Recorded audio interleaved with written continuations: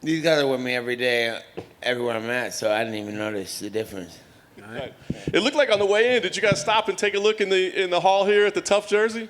Yeah, 'cause they got Tough 1 through. What number are they on now? 30. Oh, that's 30 out there? Yeah, that's great. I was saying when I was telling him, I was like, when, I remember when I was on Ultimate Fighter 5, and I was like, man, we're like on the old, like we were once a long ass time ago, like that was the classic shit, and now we're all the way at 30. Was it cool to kind of reminisce a little bit while you're out there? I mean, I know we're all talking about, is this maybe your last fight? Is it fun to kind of take a little trip down Yeah, memory but I lane? do that every time I see the jersey, like when we were going to the old place. So when I see it, it's always cool to sit there and check everything out and see the time that's gone by. Nice. Big week for you, obviously a big fight, but big news as well that you're getting into the promotion game with Real Fight Inc.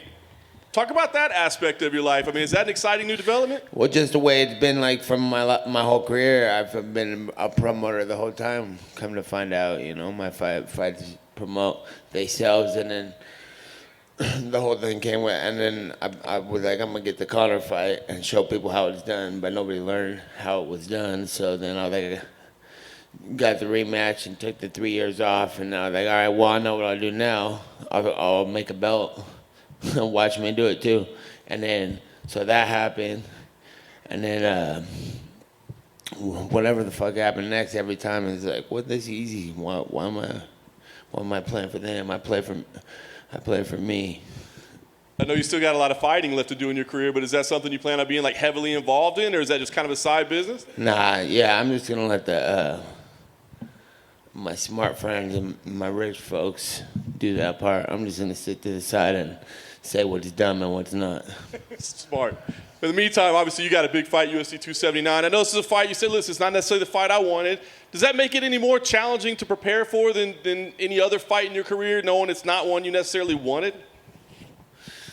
Yeah, for sure. So I give up on preparing. I'm just like, whatever. Beat me.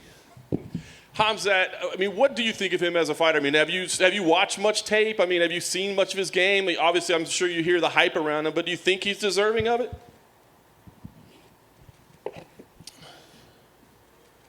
I think that I've been stuck in the cage for a long time, and I got to do what I got to do to get the fuck out. Whether it's fight the toughest guy, the newest guy, whatever you want to make of him or call him, or anybody, I'm like, I'm just ready to rock and roll. Nice. Last thing for me, Nate, obviously all the talk is about your contract. We know, this is the last one. So I just wonder, regardless of the result, how do you decide what's next? Is it only about, money? Is it just about the amount of money on a check coming from somewhere? Or is there something else you want in the next phase of your career, whether it be still with the UFC or somewhere else? I feel like the UFC,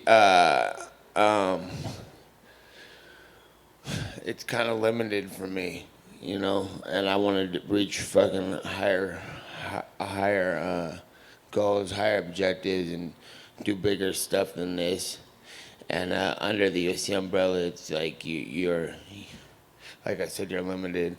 You only go so far, and like I said, it's only a halftime show. It's time to blow past everybody here and the organization, and even if it involves in me staying in or getting out, I'm going to do something bigger than I've ever done as soon as this is done. Bigger than this, bigger than whatever's in the past also. Nate, if you could see one change in the UFC, what would it be? If you could implement one change and you could see something change about the company, what would it be? I don't. There's been some talk about you and Jake Paul. Is that something you're interested in, or are you just sort of, that doesn't matter until after Saturday? I think I've heard a lot about a lot of stuff, and whatever comes after this, like I said, it's going to be bigger than anything I've ever done. Are you interested in his fight with Anderson? I'm interested in all combat. How do you see that fight between Jake and Anderson playing out, given Anderson's age and Jake Paul's age?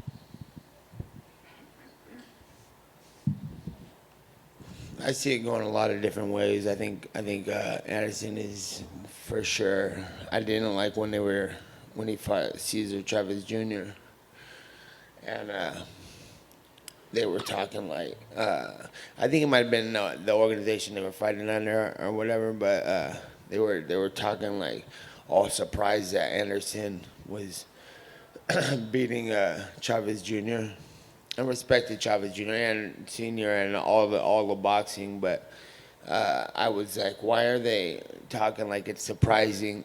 And what do they call the analysts when the fight was happening? I thought, why are they acting like like they're surprised Anderson Silva was doing good? It's like, what do you even think Chavez Jr. is doing in there with Anderson Silva? You know, so they considered him the GOAT in the UFC for a long time, you know, and there was no appreciation for that, and I thought that was stupid, and I think they'd be stupid if they're trying to count him out at all in this fight. But I also see that Jake Paul could win and do well too. He's a young, motivated, strong, inspired to box dude. So I think it makes for an interesting fight. Nate, just back here. So I'm curious about your thoughts on the outcome of UFC 278 at Vivint Arena in Salt Lake City. I know you went 5 rounds with Leon Edwards and damn near beat him in that final round. What do you think of Leon's performance in that fight? I thought the fight was going to go like that, either or a decision win for Usman or a finish by Leon. So it did a good job, good fight. What do you think of Kamaru Usman's performance?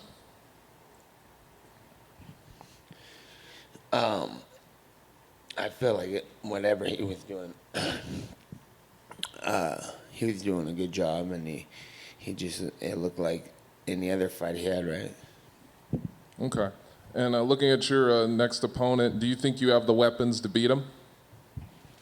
Yeah.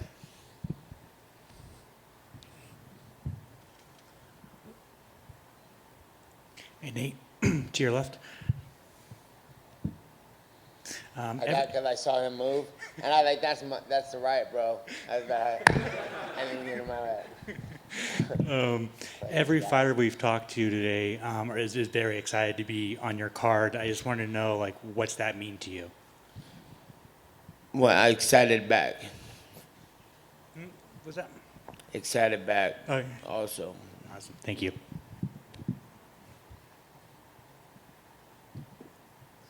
Next question. We're done? Hey, Nate, real quick. Inside fighting here. I know you're focused on Bro, you slacking. My bad. I know you're focused on Fight Week, but there's been some talk about maybe a possible show about your life, a movie about your life. Is there any truth to that, or? Yeah, coming soon for sure when it works. And what's your name? Andrew Capichetti. From where? Inside Fighting. Man, you better step it up. It's time. Yeah. All right. All right. Good to see you guys. Thank you luck. very much. All right.